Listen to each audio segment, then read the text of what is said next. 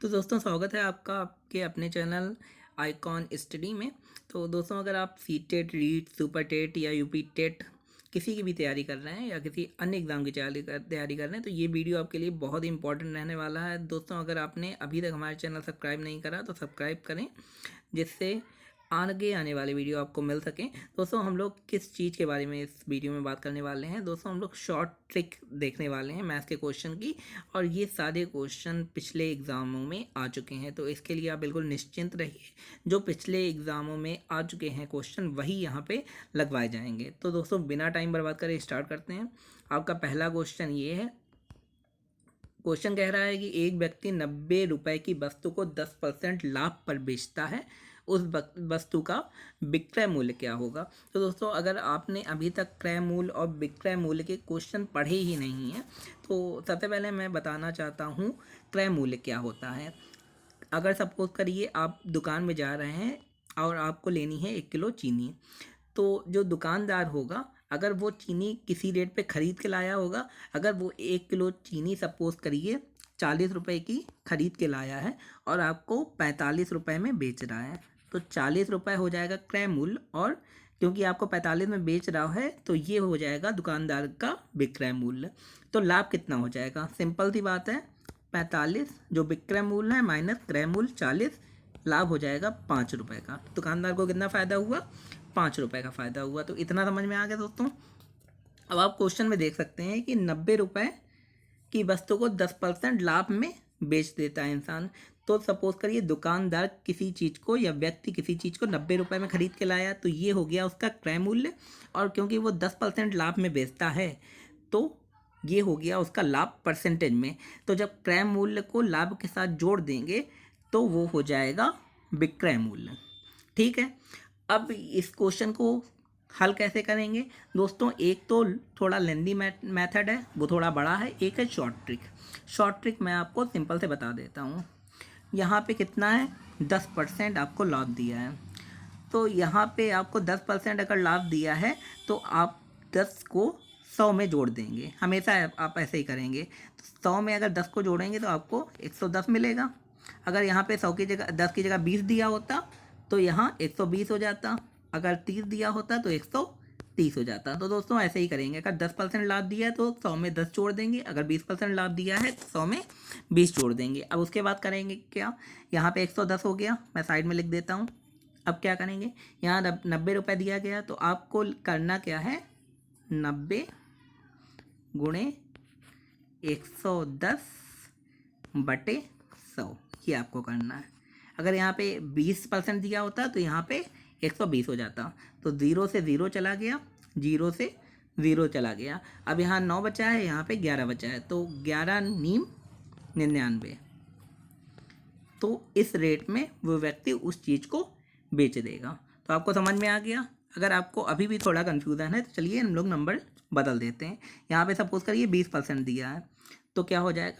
90 गुणे 120 बटे 100। 2 जीरो हैं, कट गई। अब इन दोनों का गुणा कर देंगे 108। तो अगर यहाँ 20% होता तो विक्रय मूल्य कितना हो जाता? 108 रुपये। तो मुझे लगता है आपको समझ में आ गया होगा। अगर यहाँ पे लाभ की जगह हानि हो जाता कि 10% की हानि हो रही है, तो वही काम करते, 100 से 10 को घटा देंगे। अगर हानि होगा तो घटा देंगे, अगर लाभ होगा तो जोड़ देंगे। सपोज करिए आप यहाँ पे 10% की हानि हो रही है, तो यहाँ 100 से 10 को घटाएंगे तो 90 हो जाएगा ना, ऐसा ही तो होगा। तो यहाँ पे क्या करेंगे? 90 गुणे 90 बटे 100, 0 0 कट जाएंगी और 81 हो जाएगा। तो विक्रय मूल्य कितना हो जाएगा हानि के बाद? 81 रुपये। तो दोस्तों इस टाइप के ये क्वेश्चन सॉल्व होंगे। तो ये है बहुत सिंपल सी शॉर्ट ट्रिक। आप वीडियो को दोबारा देख सकते हैं, आप पॉज करके राइट भी कर सकते हैं अपनी कॉपी में। दूसरा क्वेश्चन भी ऐसा ही है, तो ये क्वेश्चन रिपीट हो चुके हैं, ये चीज़ें अपने दिमाग में फिर ध्यान रखिए। दूसरा क्वेश्चन ऐसा ही है। एक व्यक्ति किसी वस्तु को 10% नुकसान के साथ 90 रुपये में बेचता है, तो उस वस्तु का क्रय मूल्य क्या होगा? आप सोच रहे हैं क्वेश्चन तो ऐसे ही है, यहाँ पे 90 कर देंगे और 90 गुणे 90 बटे 100 कर देंगे, लेकिन ऐसा नहीं है। यहाँ पे कुछ चीज़ें बदली हुई हैं। जैसे यहाँ पे पिछली बार क्वेश्चन में विक्रय मूल्य था, यहाँ क्रय मूल्य है। और यहाँ पे वहाँ पे क्या था, 90 रुपये में खरीदता है, यहाँ पे 90 रुपये में बेचता है। तो यहाँ विक्रय मूल्य दिया हुआ है और क्रय मूल्य आपको निकालना है, और 10% नुकसान है मतलब हानि दी गई है। इसके लिए सीधा एक फार्मूला है। अगर आपको क्रय मूल्य पूछ दिया जाए तो कुछ ना देखिए, सीधे फार्मूला लगाइए कि क्रय मूल्य इक्वल टू विक्रय मूल्य गुणे 100, ठीक है, बटे लाभ दिया है तो लाभ कर दीजिए यहाँ पे नीचे, अगर हानि दी है तो हानि, क्योंकि 10% की हानि दी गई है तो यहाँ पे हम लोग हानि लिख देते हैं।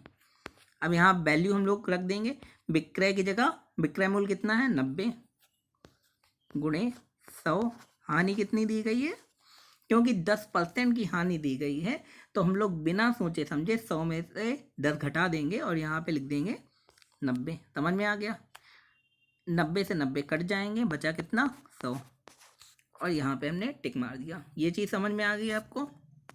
क्या करना है, क्रय मूल्य बराबर विक्रय मूल्य गुणे 100 बटे लाभ है तो लाभ, हानि है तो हानि, ठीक, और उसे हम लोग ख़त्म कर देंगे ऐसे क्वेश्चन को सॉल्व कर करके। तो यहाँ पे थर्ड क्वेश्चन दिया गया है, निम्नलिखित 4 संख्याओं में से 5 का स्थानीय मान बताइए। ये सबसे सिंपल क्वेश्चन है दोस्तों, और ये भी आ चुका है। यहाँ संख्या 5821, 8521 अलग अलग संख्या दी गई हैं। तो स्थानीय मान क्या होता है, स्थानीय मान होता है, अगर यहाँ पे मैंने लिख दिया 2 5 3, अब यहाँ पे 5 का स्थानीय मान मान लीजिए पूछ दिया गया आपसे, तो आप यहाँ लिखेंगे 5 का स्थानीय मान 50। कैसे आया 5 का स्थानीय मान 50, आप देख सकते हैं 5 के बाद कितने जीरो हैं, कितने नंबर हैं, यहाँ पे सिर्फ 5 के बाद एक नंबर है। तो जो 5 है जिसका स्थानीय मान पूछा जाए वो यहाँ पे लिखेंगे, और जितने भी नंबर होंगे वहाँ उतने जीरो यहाँ पे लगा देंगे। अगर 5 के बाद सिर्फ 3 है, एक नंबर है तो एक जीरो, अगर 5 के बाद 3 और 4 हैं 2 नंबर हो गए तो 2 जीरो। समझ में आ गया स्थानीय मान कैसे निकालते हैं। अब यहाँ पे 5 का स्थानीय मान क्या होगा, 5 के बाद कितने नंबर हैं, 3 नंबर, तो 5 के बाद 3 जीरो लग जाएंगे, यहाँ 5 के बाद 2 जीरो लग जाएंगे, यहाँ 5 के बाद 1 जीरो लग जाएगा, और यहाँ पे 5 के बाद कोई नंबर नहीं तो सिंपल 5 लिख देंगे। अब आप देख सकते हैं ये हो गया 5550 और 5, तो कौन सा आंसर सही लग रहा है, ये वाला ना, 5550 और 5। समझ में आ गया दोस्तों, ये सबसे सिंपल क्वेश्चन था। आगे हम लोग क्वेश्चन देखते हैं, ये भी बहुत सिंपल क्वेश्चन है, ये बहुत इंपॉर्टेंट क्वेश्चन है, ये पेडागोजी से रिलेटेड है। तो यदि एक विद्यार्थी गणित विषय में कई बार अनुत्तीर्ण हो जाता है तो यह जानने के लिए कि गणित की किस विशेष शाखा में वह कमज़ोर है, निम्नलिखित में से कौन सी विधि प्रयोग में लेंगे। तो अगर कोई कक्षा 5 का छात्र है, गणित में कमज़ोर हो जाता है या फेल हो जाता है, तो ऐसा तो है नहीं उसे गणित आती नहीं है, अगर 20 में से उसके 5 भी नंबर आए हैं तो आप कह सकते हैं हाँ उसे थोड़ी गणित आती है। तो किस चीज़ में वो कमज़ोर रह जाता है, कि कहीं उसका टाइम उसे कम मिलता है एग्ज़ाम में, कहीं घबरा जाता है, कहीं कोई टॉपिक क्लियर नहीं हुआ, तो आप इसको जानने के लिए कौन सी विधि का प्रयोग करेंगे कि वो किस शाखा में कमज़ोर है।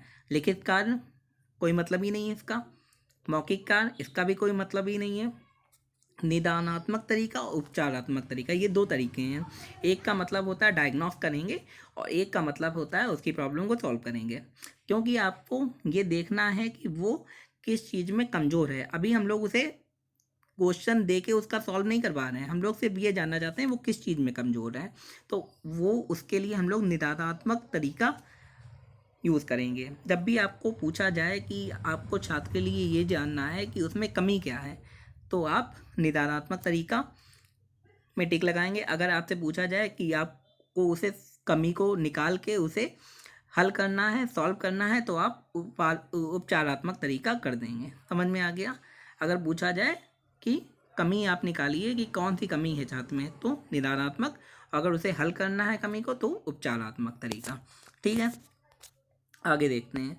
आगे क्वेश्चन दिया है, निम्नलिखित भिन्नों में 1/3, 3/4, 2/5 और 6/7, इसमें आपको आरोही क्रम में लिखना है। दोस्तों आपको पता है क्या होता है आरोही क्रम। आरोही क्रम माने होता है छोटे से बड़ा, अवरोही माने होता है बड़े से छोटा, तो आपको आरोही क्रम में लिखना है। तो दोस्तों आप इसे कैसे करेंगे बताइए। ये होता है अंश और ये होता है हर। अगर हर बराबर है सब में, समझिए अगर इसमें भी 3 है, इसमें भी 3, इसमें भी 3, इसमें भी 3, तो आप ऊपर वाले नंबर डायरेक्ट देख के और बता देंगे कौन सा बड़ा है कौन सा छोटा है। लेकिन अगर हर सब में अलग अलग हैं तो क्या करेंगे?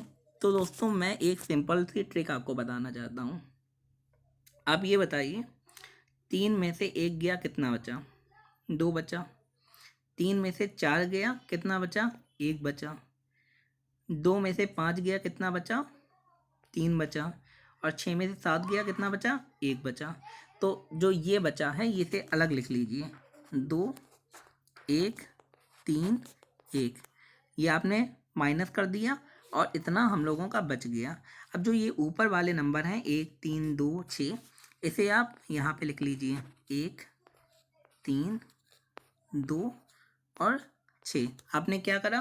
पहले आपने माइनस करा, नीचे लिख दिया, उसके बाद आपने ऊपर वाले नंबर यहाँ लिख दिए। अब आपको क्या करना है? आपको डायरेक्ट लेना है इसका लासा। इन नीचे वाले नंबर का लासा क्या होगा? इस नीचे वाले नंबरों का लासा होगा 6। क्या होगा? 6। तो हम लोग ले लेते हैं लासा। तो 2 3 6 और 3 का ऊपर गुणा करेंगे, 3 बन जा 3। 1 का 6 से करेंगे 6 ही आएगा, फिर 18 यहाँ पे हो जाएगा। 3 दूनी 6 और 2 का 2 में करेंगे 4 हो जाएगा। 1 का 6 में करेंगे 6 आएगा और 36 हो जाएगा। तो दोस्तों आप देख सकते हैं नीचे 6 हर में वही है सब में, और ऊपर वाले नंबर अलग हैं। तो दोस्तों यहाँ पे आप देख सकते हैं कि सबसे छोटा है ये, मीन्स पहला वाला सबसे छोटा है, उसके बाद तीसरा वाला उससे बड़ा है, चौथा वाला जो है ये वाला वो उससे बड़ा है, और 36 वाला सबसे बड़ा है। तो क्योंकि आरोही क्रम में लिखना है, मतलब छोटे से बड़े में लिखना है, तो दोस्तों आप इससे देख सकते हैं ये 3 वाला है ये, तो सबसे पहले ये लिखेंगे, फिर ये 4 वाला आ गया मतलब ये वाला, फिर ये लिख दिया। अब 18 आया, 18 इसका है, 3/4 कर दिया, और 36 है इसका, 6/7 कर दिया। तो ये सिंपल है, बाकी चीज़ें आपको आती हैं, इसलिए बहुत ज़्यादा इसमें दिमाग नहीं लगाना है, आपको बस माइनस कर देना है सबको। पहले तो ये बात है। तो 3 में से 1 माइनस गया, 2 बचे। 3 में से 4 गया, 1 बचे। 2 में से 5 गया, 3 बचे। और 6 में से 7 गया, 1 बचा। अब सब में लाइन लगा दीजिए, ठीक है। अब ये ऊपर वाला नंबर है, इसे आपको यहाँ लिख देना है, ठीक है। अब आपको डायरेक्ट एलसीएम लेके निकाल देना कौन सा बड़ा कौन सा छोटा। तो इसमें टाइम नहीं लगेगा, ये तो छोटा ही फ्रैक्शन थे। अगर कोई बड़े फ्रैक्शन आ जाते हैं तो भी आपको ऐसे ही करना है। तो सिंपल लगा होगा आपको, ये शॉर्ट ट्रिक थी। दोस्तों अगर आप ऐसे ही वीडियो हमारे देखना चाहते हैं और 30 में 30 नंबर लाना चाहते हैं तो दोस्तों हमारे चैनल को ज़रूर सब्सक्राइब करें।